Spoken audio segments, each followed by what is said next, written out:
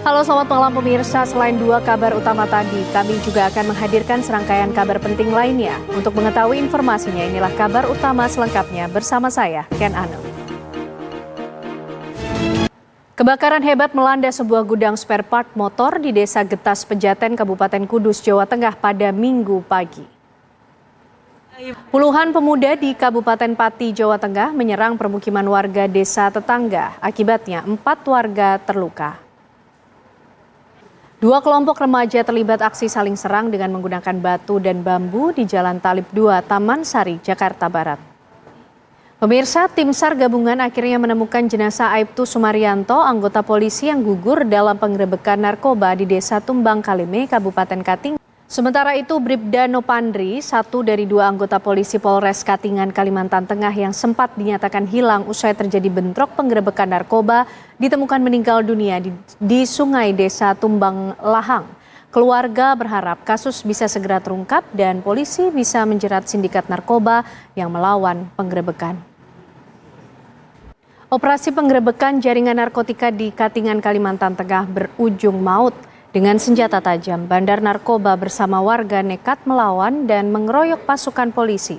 Akibatnya fatal, 3 orang anggota polisi meninggal dunia.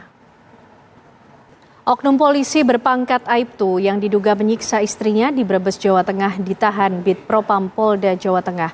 Menurut tetangga, selama ini rumah pelaku selalu tertutup rapat dan tidak ada yang menyangka telah terjadi penyiksaan. Seorang wanita muda menjadi korban penyiksaan oknum anggota polisi hingga mengalami luka bakar hampir separuh tubuhnya.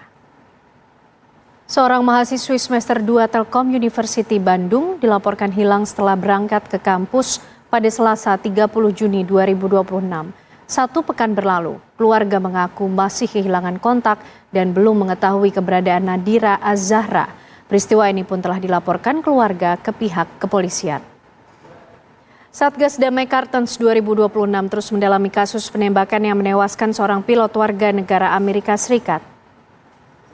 Warga Teheran, Iran tidak kuasa menahan rasa duka mendalam saat menghadiri upacara pemakaman Ayatollah Khamenei. Warga Teheran, Iran mengungkapkan rasa duka mereka dalam upacara pemakaman Ayatollah Khamenei yang digelar pada Sabtu waktu setempat. Para pemimpin dan pejabat tinggi Iran memberikan penghormatan terakhir kepada mendiang Ayatollah Khamenei di upacara pemakamannya. Ribuan orang terus memadati lokasi di sekitar kompleks ibadah Grand Mosala Teheran, Iran, tempat persemayaman untuk jenazah Ali Khamenei beserta keluarga. Puluhan warga terdampak asap kebakaran TPA Jatiwaringin berdatangan ke posko. Anda masih menyaksikan kabar utama. Pemirsa, memasuki hari ke-6, kebakaran masih terus membara di tempat pemrosesan akhir atau TPA Jatiwaringin.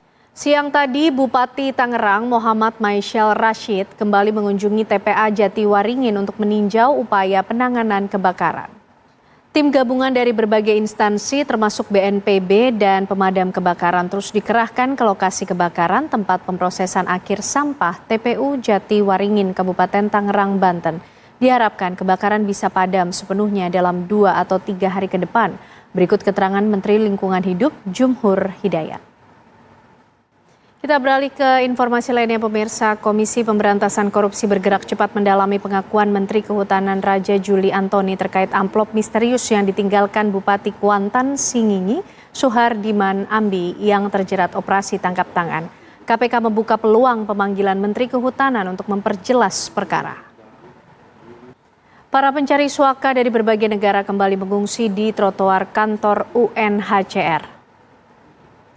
Gubernur DKI Jakarta Pramono Anung menegaskan penanganan pengungsi warga negara asing di trotoar kantor UNHCR merupakan wewenang pemerintah pusat.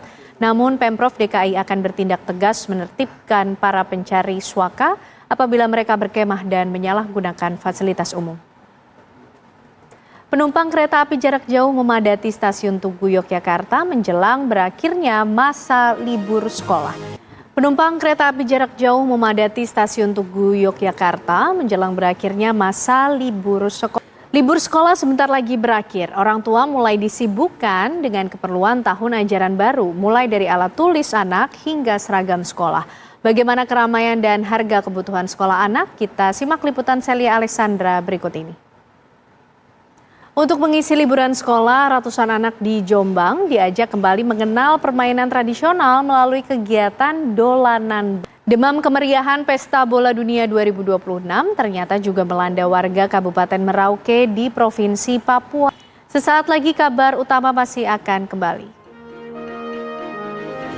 Pemirsa, di Labuhan Batu, Selatan Sumatera Utara, sebuah truk pengangkut barang kelontong mengalami remblong dan menabrak 3 mobil, juga 7 sepeda motor. Diduga salah menginjak pedal, sebuah kendaraan sedan menabrak 3 kendaraan serta 2 sepeda motor saat mengantri di perlintasan sebidang di Kebon Ped. Proses penyidikan kasus penganiayaan dan penyekapan yang dilakukan Taufik Hidayat terhadap kekasihnya masih terus ditangani oleh Polda. Kabar penting sepanjang hari ini kami rangkum selengkapnya dalam Kilas Kabar berikut ini. Informasi tersebut mengakhiri kebersamaan kita di kabar utama. Sesaat lagi program hari ini akan menemani. Saya Kiana dan teman-teman yang bertugas di kabar utama pamit. Terima kasih, selamat malam, sampai jumpa.